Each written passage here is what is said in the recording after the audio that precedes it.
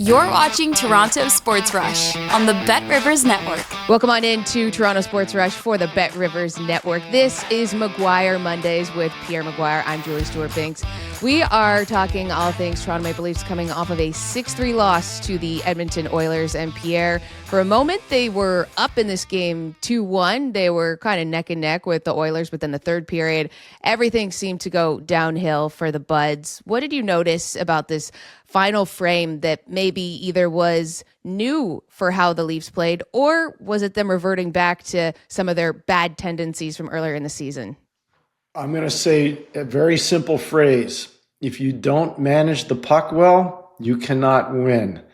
And it started right from the beginning of the game. They win a face-off deep in their own zone. Troy Stecher goes back to get the puck, Julie, and he puts it out to the neutral zone. All of a sudden, it's a quick counter, and it's the wrong guy that gets the puck, Connor McDavid, and it's 1-0. If you look at all the goals that Edmonton scored in that game, the Darnell Nurse goal, Simon Benoit had no idea where to go. Robertson with a bad blind pass. That's a problem. You look at the Podkolzin goal in the second period.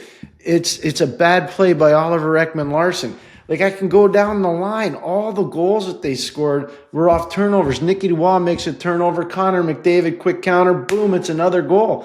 Like, their puck management was so bad. And if you don't manage the puck in the NHL, you cannot win. I don't care how good you are, how much offense you have, how great your goalie is, you cannot win. Why do you think it was more pronounced in the third period? Because I think part of the give a poop meter wasn't that high for Toronto. And they think there's always, in every game and in every playoff series, there's always a sense of inevitability. Inevitably, one team knows they're going to win, Julie, and inevitably, one team knows they're going to lose. And so the inevitability factor in that game in particular kicked in right after the second period. And I could see it. I don't know how you felt. I was watching all these different games. I'm like, yep, it's kind of like what happened to Montreal. Montreal got up to this amazing start in New York. They're up 3-0, everything's hunky-dory, and then all of a sudden the Rangers started to push back, and the Canes could never get it back on track. Edmonton kind of like said, really, not tonight. We're not letting you back in tonight, and they shut the door on them. How much do you think that was related to that final minute goal that happened in the second period that Edmonton went up 3-2 on? Yeah, it's a great point, and I totally agree. A lot of that has to do with it. I'm watching, again, all these games. The same thing happened to Pittsburgh on Saturday against San Jose. You could just sense, timely goals for the opposition breaks your spirit, and that's kind of what happened here. I agree.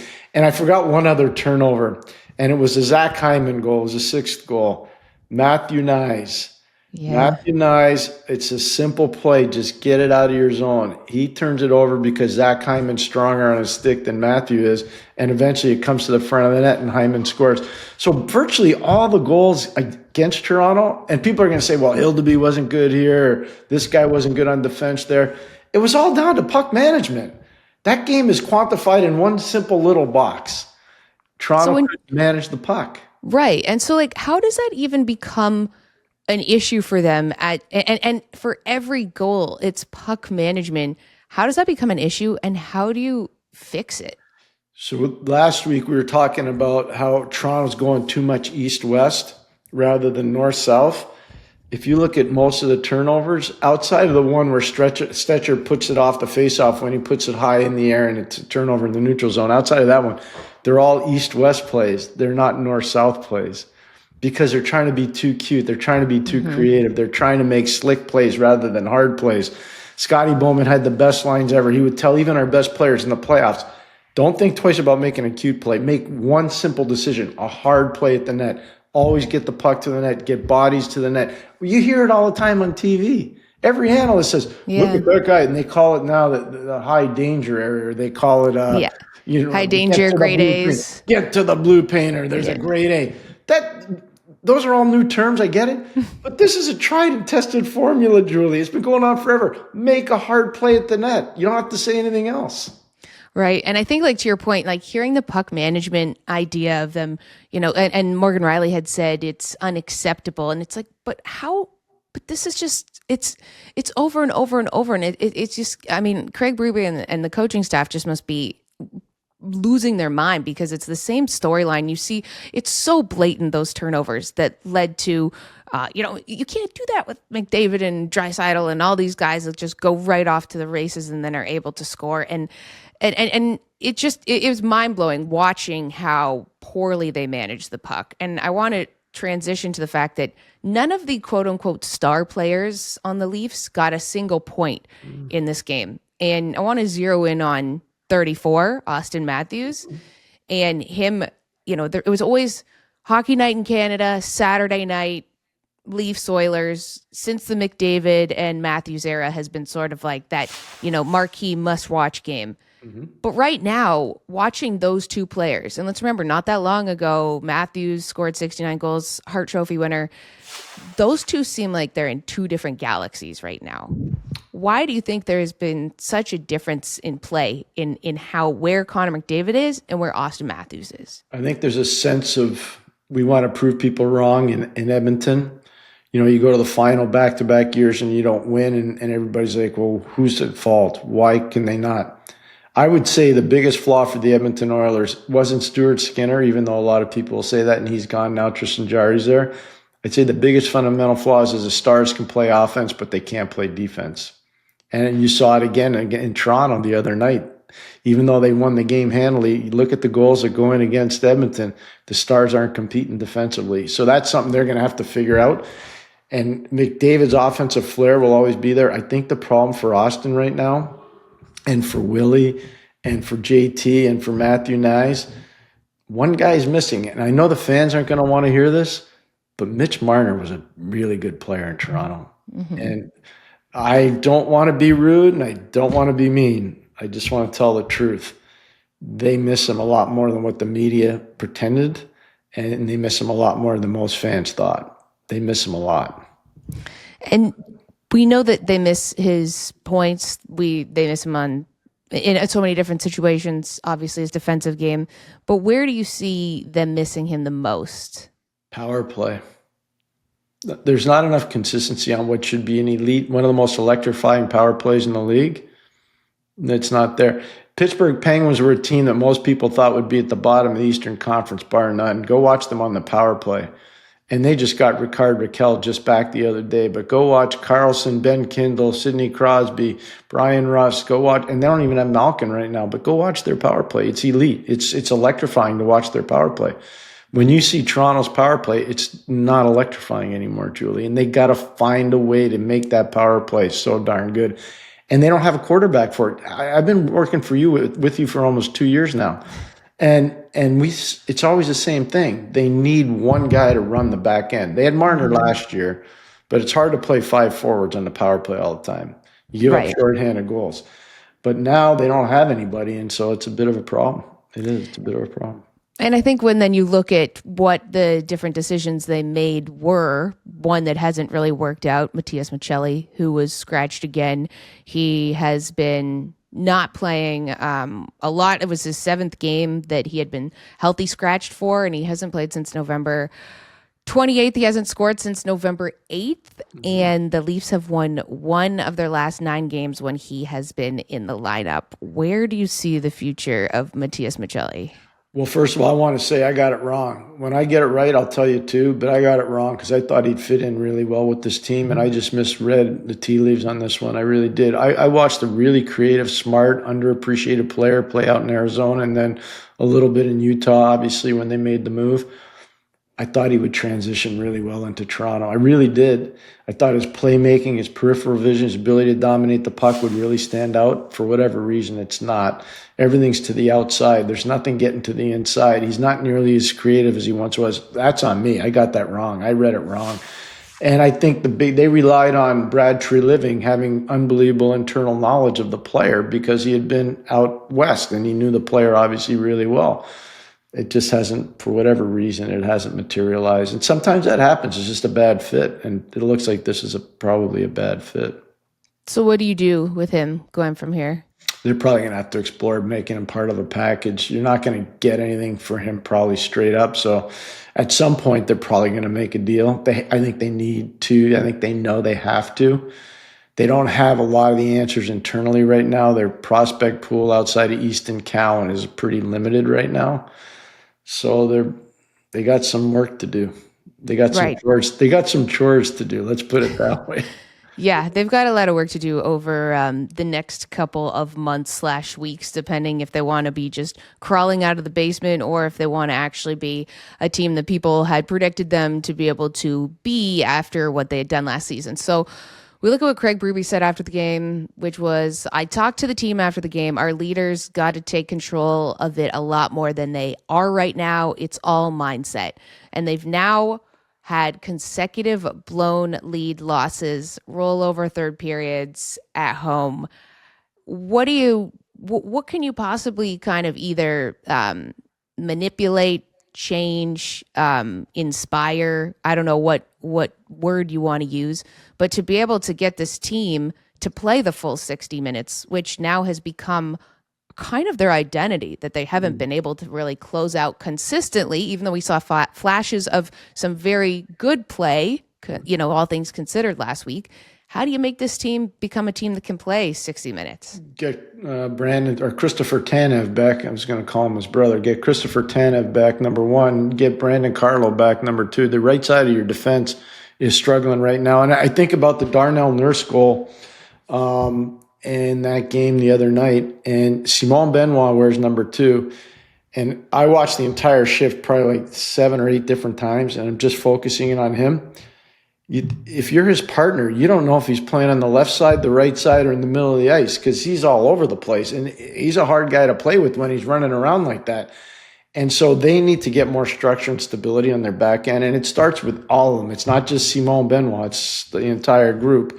But getting Tanev and Carlo back would help that a lot. They're so fortunate. I give their pro scouts a lot of credit. I want to be more glass half full on this one. Troy Stetcher's been really good. I focused in on him on the turnover. It's a set play off a faceoff. He just didn't get enough air under the puck. But, it leads to the first goal for Edmonton. But I will tell you right now, he's been an amazing pickup on waivers. Mm-hmm. There are a lot of teams in the league, like Ottawa, they could use a right D-man like Troy Stetcher. Montreal, because of their injury situation, they could use a right D-man like Troy Stetcher. Like, you go around and look at all the teams looking for right D-men that can skate and move the puck. Toronto got a bargain there. Now, the problem is they don't have enough of them right now on the right side. They need more. Right. And looking at the defensive scheme, let's go into someone that you mentioned before, which is Dennis Hildeby, who has been tasked with playing a lot more than I think he ever expected to this season. And in that game on Saturday night, he gave up 6 goals, but there were 32 shots.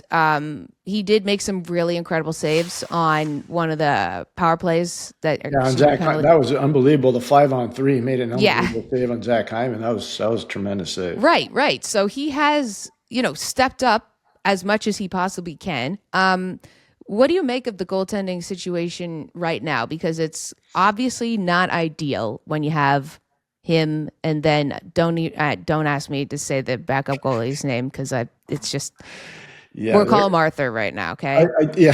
That's good.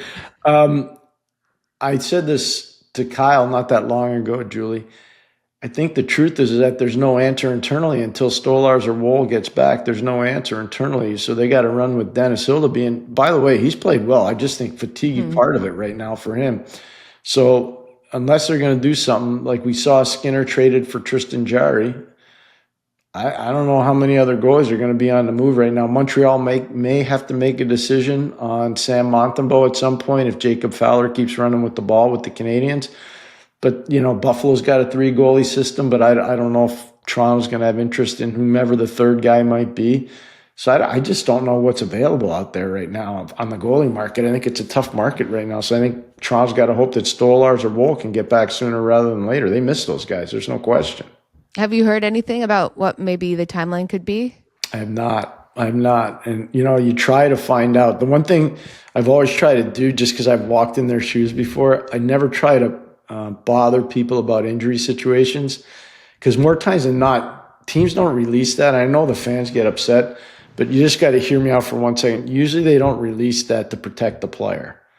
And to protect the player, because targeting happens. If you find out that Julie Stewart-Binks has a bad left shoulder, and you're playing against Julie, you're going after the sore left shoulder.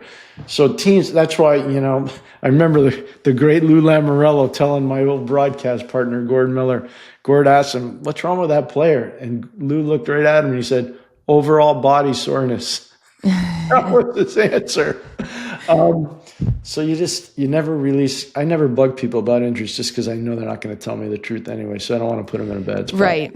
And also, you don't know necessarily, like, if a player is expected to come back, but then maybe has a setback in their recovery or in their rehab, and then it becomes like, again, as you said, when they do come back, do people think that maybe because they had a bit of a setback that they aren't as strong, quote unquote, in that certain area? So then it just gives insight that teams don't want to allow other people to have. Yeah. And we understand that, we respect their privacy in that regard, although we are curious because it certainly affects the team. Mm-hmm. Now, just looking at the illness that has took Dakota Joshua out of the game on Saturday, and it looked like he's been really clicking after having been healthy scratched and really standing up to the occasion. I mean, against Tampa, he looked incredible with that physicality.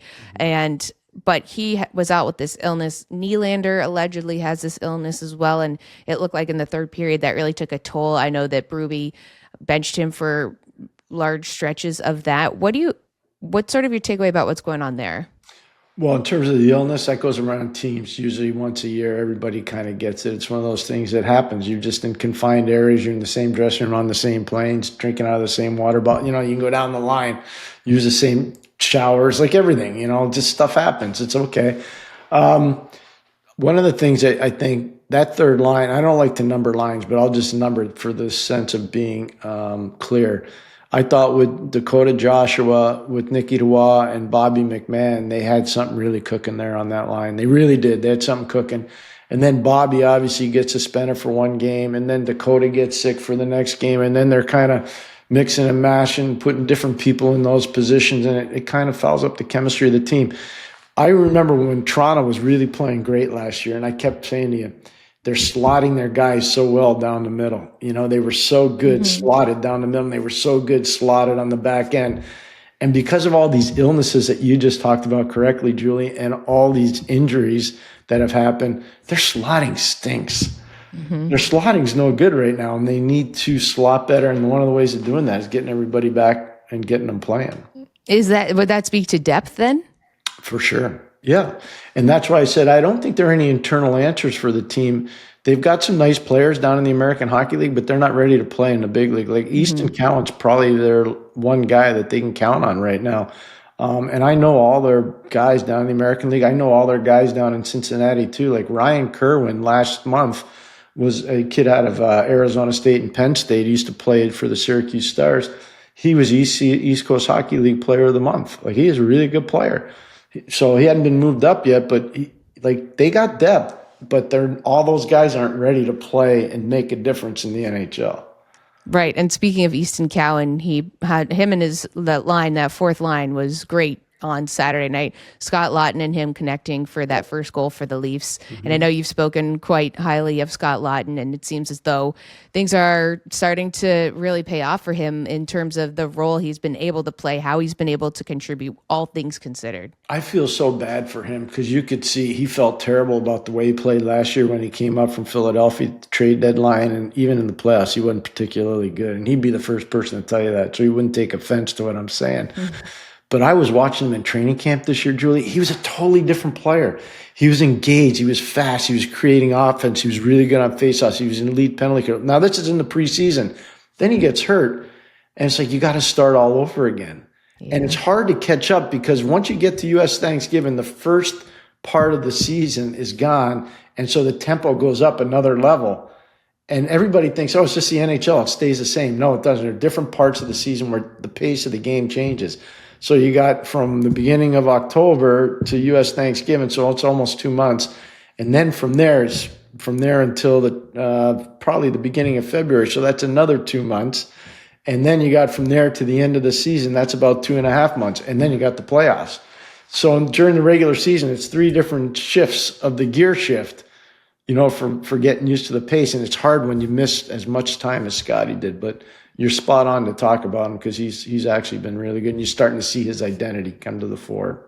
Mm-hmm. And also, I know that you mentioned with it going to February, and that's when, of course, the Olympics begin. So the whole schedule has been condensed in such a different way. When you look at the schedule, it's like game, off day, back to back, then like not an off day, but like no game, and then a game. There's no practice time. There's no time off. Like these guys are just, it's you're sprinting a marathon in these sections in that regard. So that's definitely something to think about. Okay, let's turn ahead to Tuesday night's game against the Chicago Blackhawks.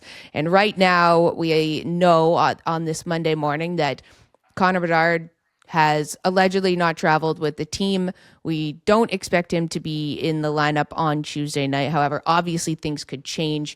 How do you make of this potential matchup with Toronto and Chicago with or without Connor McDavid? Well, both teams are urgent for points. Chicago's at a different stage of their development than Toronto. Toronto's about winning now because if they don't, the window's getting close to being closed. Chicago, the window's just starting to open a little bit. Connor's a huge part of that, obviously.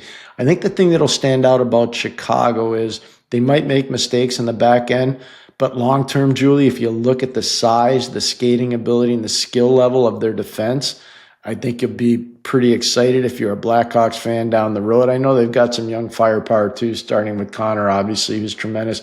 But they just sent a young player down to Rockford in the American, Sammy Rinzel out of the University of Minnesota.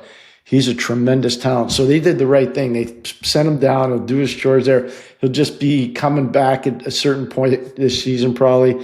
And you'll see long-term, Chicago's going to be a really good team. They are. They're going to be very good. But they still got some work to do. I would expect Toronto, with their urgency, should have the upper hand, especially without Connor McDavid. But unless they manage the puck better, which they didn't do against Edmonton, you can lose to anybody. The puck management, if I were the coaching staff, all I would do, and I wouldn't yell and scream, I would just show every instance of Edmonton goals and how they scored them. And it's all the same. It's different turnovers at different parts of the ice. It's just guys being wayward with the puck. And you just can't do that. You cannot.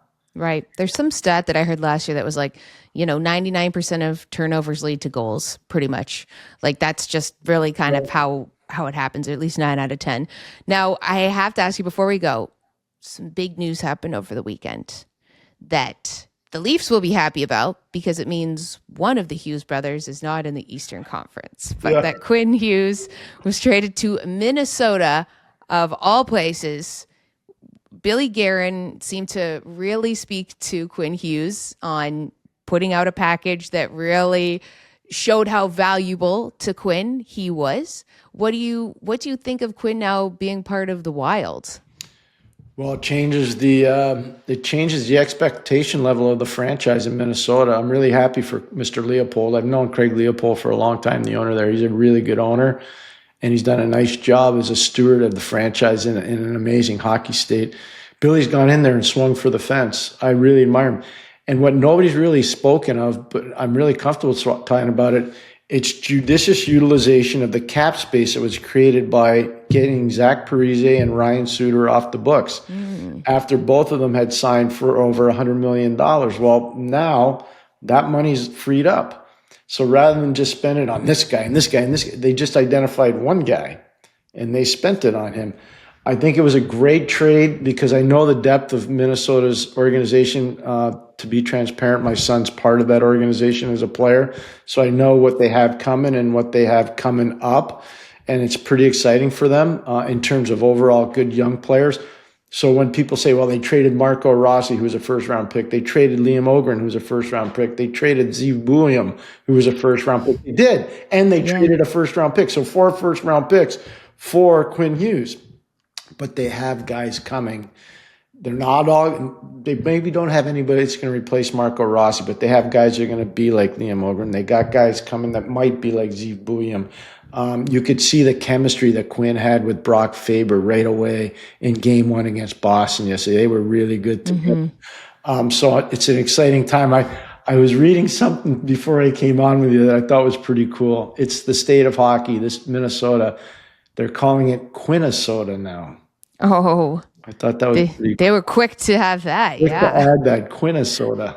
I thought that was good. that's But good. you know what Billy did, and I know you're friends with him. You know what Billy did that was so cool?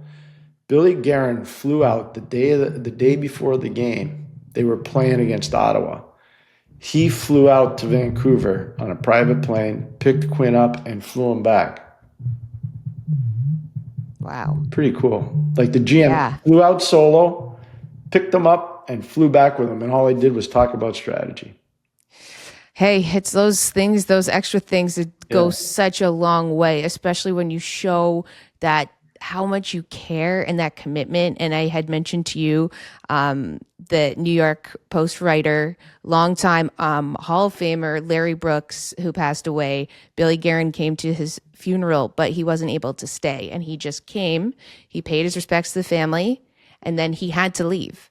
But he flew all the way to Westchester, and he had to go back to wherever Minnesota was playing that day. And I remember thinking, wow, the family was just like, oh my gosh, he went just above and beyond to make sure that he showed he paid his respects, but he showed how important that person was. And I think that that's what he's done with Quinn Hughes, right? Is you make other people feel important and wanted. And that's exactly what Quinn sort of echoed in his press conference of saying kind of how much that meant to him in terms of also the package that the Wild was able to put together, which was bigger than other teams were able, the teams wanted to be able to put out there. So, dig in, put more out there, and you never know what you can get, is what we learned from Billy G out there. And he, of course, is also the general manager for Team USA, of which Quinn Hughes is. Surprising, huh? Yeah, I know. There's a connection there, definitely. You know what's pretty cool, though? We don't see a lot of pure hockey trades, Julie. This was a pure hockey trade. Not a lot of money involved. I talked about utilizing the cap space created by Parise and Suter being gone from the roster.